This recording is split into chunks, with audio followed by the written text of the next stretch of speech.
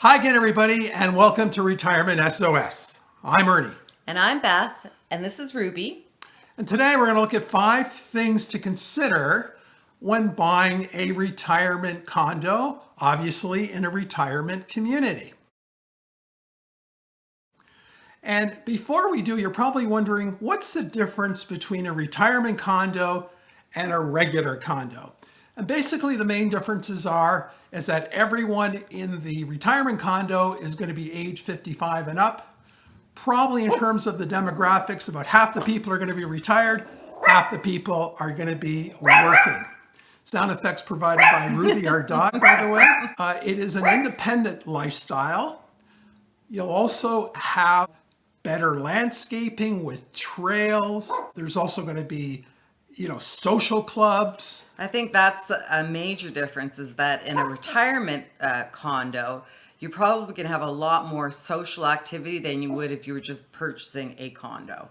There's probably going to be maybe bingo nights and card nights and things, of that nature if you're interested in them. And absolutely. And I think that's the best part of living in a retirement condo rather than a regular condo, because as you get older, you've got to think about your mental health. And the best thing you can do for your mental health, socialize. That's true. Very true. So if we look at the financial considerations of owning a condo, obviously the number one is that they generally are cheaper than homes. You may be able to be mortgage free and pay off your entire property. The property taxes alone will be a lot less, and you'll definitely have more cash flow to enjoy in your retirement. And isn't it going to be a great feeling? You know the saying, when you're house rich but cash poor? Well, that's no longer going to be relevant. Well, we just heard from Beth about the financial considerations of a retirement condo, the good parts. I think it's very appropriate that I will talk about the bad parts of owning a retirement condo. And I've got 2 words for you: condo fees. One thing about condo fees, you cannot avoid them. Also, condo fees will never go down. They will always go up. So be prepared. In fact, I'm predicting that within the next 3 years, condo fees will probably go up a minimum of 10%, which is a lot. So make sure you have money in the long term for that. Mm-hmm. And also, if you don't pay your condo fees, let's say for 3 months in a row, you're going to get a nasty letter from the property manager telling you to pay up within 10 days. And if you don't do that, then they could put a lien against your unit.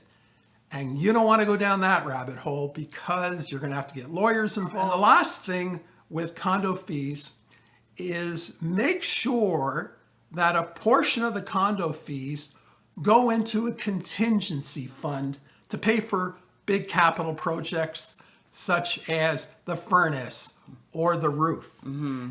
And if you're moving into an older building and the contingency fund is minimal, stay away from that building. Do not enter into a purchase agreement with any of those units. The reason being is that they can come back to you, the condo association come back to you and say, oh, well, guess what? We don't have enough money in our contingency fund. So, okay, you're going to have to pay a couple of $1,000s out more out of pocket. So as you can see, with condo fees, they're not really that different than living in a regular condo, but we just wanted to emphasize this point as a refresher. So when it comes to amenities in condo ownership, really, you have to look at what your must-haves are. Do you want a pool? Do you want a hot tub, a gym, a library? Is there a party room?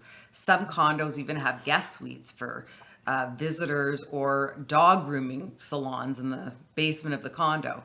So the thing about amenities is the more there are, the higher your condo fees potentially could be.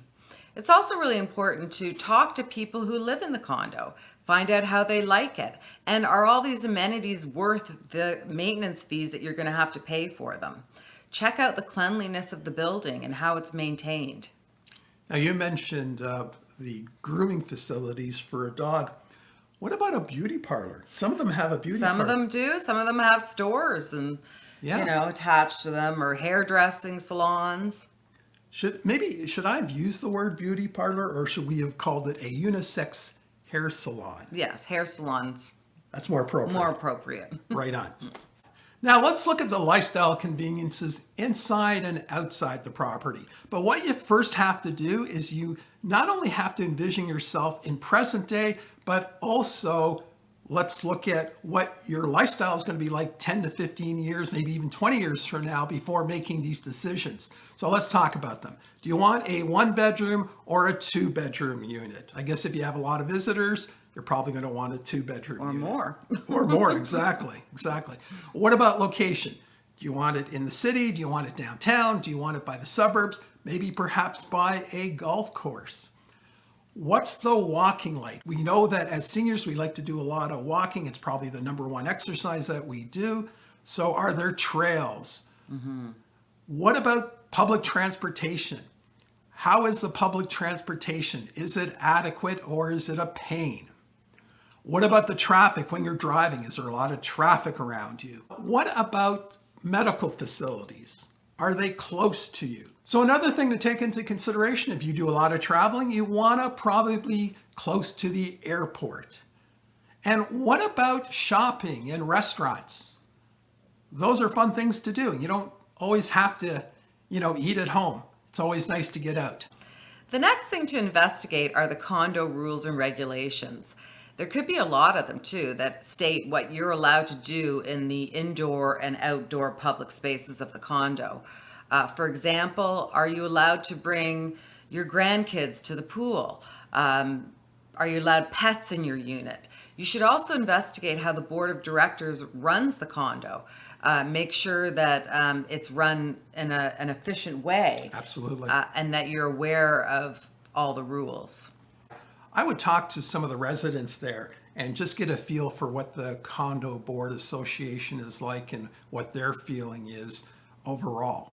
So as you can see, living in a retirement condo community can have a great benefit to your lifestyle. Social interaction, cost savings, but then there's also a downside. There's a lot of hidden expenses and a lot of rules and regulations that you have to live by.